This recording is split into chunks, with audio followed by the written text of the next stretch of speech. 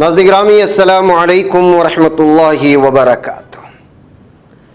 آج کی بات خاص بات میں آپ لوگوں کا استقبال ہے۔ ناظرین گرامی میں انصار عزیز ندوی اس وقت آپ لوگوں کے سامنے دن بھر سے آئی ہوئی کچھ اہم ترین خبروں کی تفصیلات لے کر حاضر ہوا ہوں۔ تفصیلات میں جانے سے پہلے آپ لوگوں کو اطلاع کر دوں کہ آپ کی امانتیں حقداروں تک پہنچانے کا سلسلہ پہاڑی علاقوں میں جاری ہے۔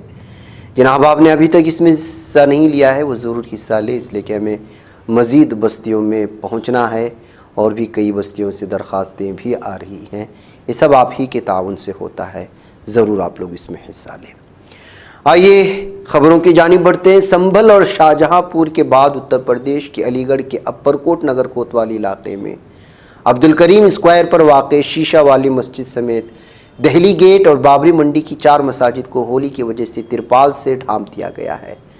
علی گڑھ کا شمار حساس شہروں میں ہوتا ہے، اس لیے انتظامیہ کو ہولی اور دیوالی جیسے تہواروں پر چوکنا رہنا پڑتا ہے۔ اس بار ہولی اور رمضان دونوں ایک ساتھ منائے جا رہے ہیں۔ اس کے علاوہ دھول والی ہولی کے دن جمعہ کی نماز بھی ہے۔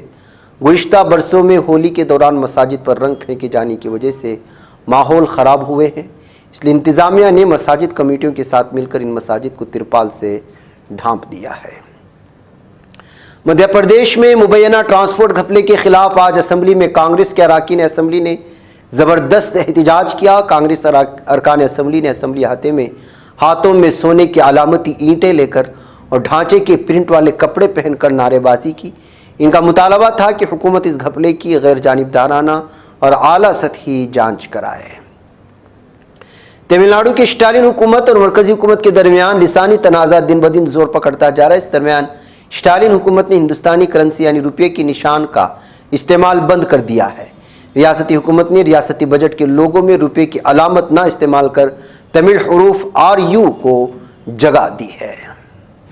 ناظرین، تمل ناڈو کے وزیر اعلیٰ MK اسٹالن نے تلنگانہ کے وزیر اعلیٰ ریونت ریڈی کو 22 مارچ کو دہلی میں ایک اہم اجلاس میں شرکت کی دعوت دی ہے، جس میں لوک سبھا حلقوں کی حد بندی کے جنوبی ریاستوں پر اثرات پر غور کیا جائے گا۔ تمل ناڈو کے وزیر KN نہرو نے دہلی کے دورے کے دوران وزیر اعلیٰ اسٹالن کی جانب سے دعوت نامہ پیش کیا ہے۔ سرکاری بیان کے مطابق اجلاس میں جنوبی ریاستوں کے وزرائے اعلیٰ اور سابق وزرائے اعلیٰ کو ایک ساتھ لانے کا مقصد یہ ہے کہ وہ اس عمل کے نتیجے میں ممکنہ نقصانات اور خدشات پر تبادلہ خیال کریں گے۔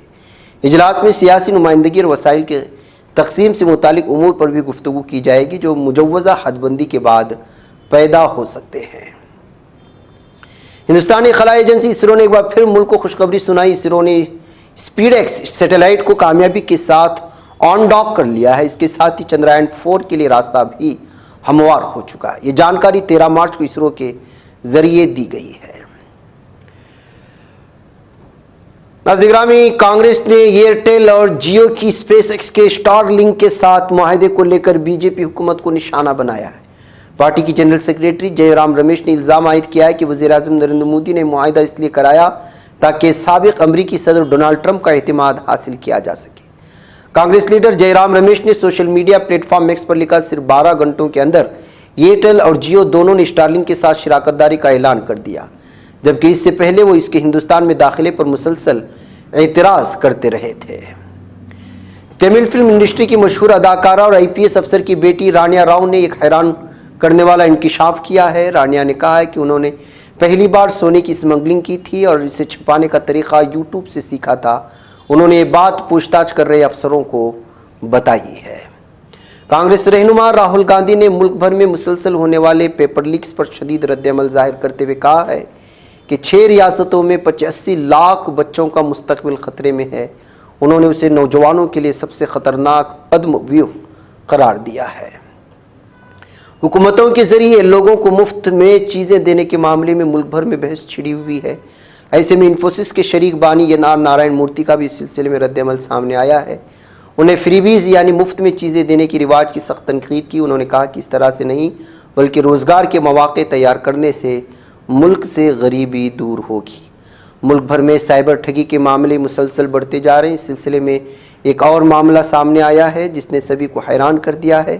دراصل سائبر ٹھگوں نے ایک 70 سال کی بزرگ خاتون کو منی لانڈرنگ کے معاملے میں پھنسانے کی دھمکی دے کر ممبئی سے دہلی تک 5 دنوں تک ڈیجیٹل اریسٹ میں رکھا۔ اس دوران جعلسازوں نے خاتون کو دھمکی دے کر اس کی 2 FD تڑوائی اور 29.10 لاکھ روپے الگ الگ بینک کھاتوں میں جمع کرا لیے۔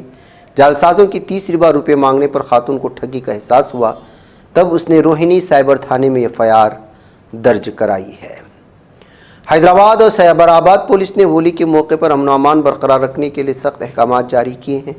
سیبر آباد پولیس کمشنر اویناش موہنتی اور حیدرآباد پولیس کمشنر CV آنند کی جانب سے جاری نوٹیفیکیشن کے مطابق عوامی مقامات اور سڑکوں پر رنگ یا رنگین پانی پھینکنے کی اجازت نہیں ہوگی۔ اس کے علاوہ کسی بھی شخص پر زبردستی رنگ لگانے پر مکمل پابندی عائد کی گئی ہے۔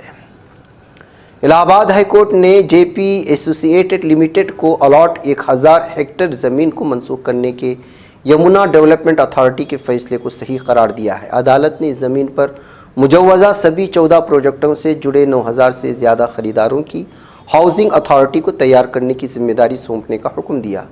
ایسے میں فلیٹ خریداروں کے لیے ایک نئی امید روشن ہو گئی ہے۔ خریداروں کے مفاد کے تحفظ کے لیے صنعتی ترقی کے چیف سیکریٹری کی صدارت میں کمیٹی کی تشکیل بھی دی گئی ہے۔ مدھیہ پردیش کے دھار ضلع میں بدناور اجین 4 لین پر بدھ کی روز ایک ہولناک سڑک حادثہ پیش آیا، جس میں 7 افراد جان سے ہاتھ دھو بیٹھے اور 3 دیگر شدید زخمی ہوئے ہیں۔ مرکزی وزارت کھیل نے تقریباً 26 ماہ بعد ہندوستانی کشتی فیڈریشن WFI سے پابندی ہٹا لی ہے، جس سے مختلف مقابلوں کے انعقاد کی راہ ہموار ہو چکی ہے۔ تاہم اس فیصلے پر اولمپئن پہلوان اور کانگریس کی رکن اسمبلی ونیش پھوگاٹ نے سخت رد عمل کا اظہار کیا۔ ونیش پھوگاٹ نے کہا، میں چاہتی ہوں کہ میڈیا اس مسئلے کو مزید مؤثر طریقے سے اجاگر کرے۔ یہ سراسر غلط ہو رہا ہے۔ ہمارے ملک اور ریاست میں کھیلوں کی صورتحال بدترین ہو چکی ہے اور فیڈریشن کو جرائم پیشہ عناصر کے حوالے کیا جا رہا ہے۔ یہ لوگ کھلے عام اپنی طاقت کا مظاہرہ کر رہے ہیں، جو کسی بھی کھیل کے لیے نقصان دہ ہے۔ جھارکھنڈ کے وزیر اعلیٰ ہیمنت سورین نے کل جھارکھنڈ سیکریٹریٹ میں آنے والے تہواروں کے پیش نظر ریاست میں امن و امان کی بحالی کا اعلان سطحی جائزہ لیا۔ اس موقع پر وزیر اعلیٰ نے سینئر پولیس افسران کو ضروری ہدایات دی۔ Chief secretary Alka Tiwari, additional chief secretary Avinash Kumar, principal secretary home department Vandana Dadel, DGP Anurag Gupta, inspector general of police special branch Prabhat Kumar, inspector general of police operation Shri AV Homkar, police crime investigation کے انسپکٹر جنرل اسیم وکرانت منچ اور پولیس کے اعلیٰ افسروں کے علاوہ دیگر افسران بھی موجود تھے۔ اس موقع پر کہا گیا کہ جہاں فرقہ وارانہ کشیدگی یا تنازع کا امکان ہو، وہاں خصوصی چوکسی برتی جائے۔ دی لانسیٹ کی ایک رپورٹ نے انتہائی خوفناک انکشاف کیا ہے۔ کہا گیا کہ آنے والے دنوں میں پوری دنیا میں کینسر کے معاملوں میں تیزی سے اضافہ ہوگا۔ تحقیق میں حالت خراب ہونے کی وجہ بھی بتائی گئی ہے، جس کے بعد لوگوں کے ذہنوں میں ان کی صحت کو لے کر کئی طرح کے سوالات جنم دے رہے ہیں۔ ایسے میں IANS نے فورٹس ہسپتال کے ڈاکٹر انکور سے خصوصی بات چیت کرتے ہوئے اس کی تفصیلات فراہم کرنے کی کوشش کی ہے۔ بہار اسمبلی کے بجٹ اجلاس کے دوران بدھ کے روز بھی اپوزیشن جماعتوں نے احتجاج کیا۔ اسمبلی کی کارروائی شروع ہونے سے قبل اپوزیشن ارکان اسمبلی ہاتھوں میں پوسٹر لیے اسمبلی احاطے میں جمع ہوئے اور ریاست میں بڑھتے ہوئے جرائم کے خلاف نعرے بازی کی۔ نیو یارک میں خواتین کی حیثیت سے متعلق اقوام متحدہ کے کمیشن کی 69ویں اجلاس میں قابل ذکر پلیٹ فارم میسر آیا، جس میں صنفی مساوات اور خواتین کو بااختیار بنانے کی جانب سعودی عرب کی ڈرامائی پیش رفت کو نمایاں کیا گیا ہے۔ جنوبی لبنان کے قصبے سے اسرائیلی فورسز کے ہاتھوں اغوا ہونے کے 4 دن بعد لبنانی فوج نے ملک کے جنوب میں راس الناقورہ کو کراسنگ پر سپاہی زیاد شبلی کا استقبال کیا۔ لبنانی فوج نے آج جمعرات کے روز ایک مختصر بیان اعلان کیا ہے کہ زیاد شبلی کو وصول کر لیا گیا ہے۔ زیاد کو گزشتہ اتوار کو کفر شعبہ قصبے سے اغوا کیا گیا تھا۔ لبنانی فوج کے سابق کمانڈر جوزف عون کے ملک کا صدر منتخب ہونے کے تقریباً 2 ماہ بعد لبنانی حکومت نے جمعرات کو روڈولف ہیکل کی بطور آرمی کمانڈر تقرری کا اعلان کر دیا ہے۔ پردے کے پیچھے تقریباً 2 ماہ تک جاری رہنے والی بات چیت کے بعد اس اہم سیکورٹی پوزیشن کو پر کیا گیا۔ باخبر ذرائع نے بتایا ہے کہ مصر، عرب ممالک اور دیگر مسلمان ممالک کا ایک وفد تشکیل دیا جا رہا ہے، جو جلد ہی امریکہ کا دورہ کرے گا، جس میں وہ امریکی حکام کے ساتھ غزہ کی تعمیری نو کے عرب منصوبے پر بات چیت کرے گا۔ انسانی حقوق کے لیے بین الاقوامی سطح پر کام کرنے والی ڈاکٹروں کی تنظیم MSF ڈاکٹرز وداؤٹ بارڈرز نے بدھ کے روز قرار دیا ہے کہ اسرائیل اور اس کی فوج غزہ میں اشیاء ضروریہ کو روک کر بنیادی انسانی ضروریات کو روک رہی ہے اور طاقت کے استعمال کو انسانیت کے خلاف ایک ہتھیار کے طور پر استعمال کر رہی ہے۔ ناظرین، آج کی بات خاص بات میں اتنا، انشاءاللہ پھر ملاقات ہوگی۔ السلام علیکم ورحمۃ اللہ وبرکاتہ۔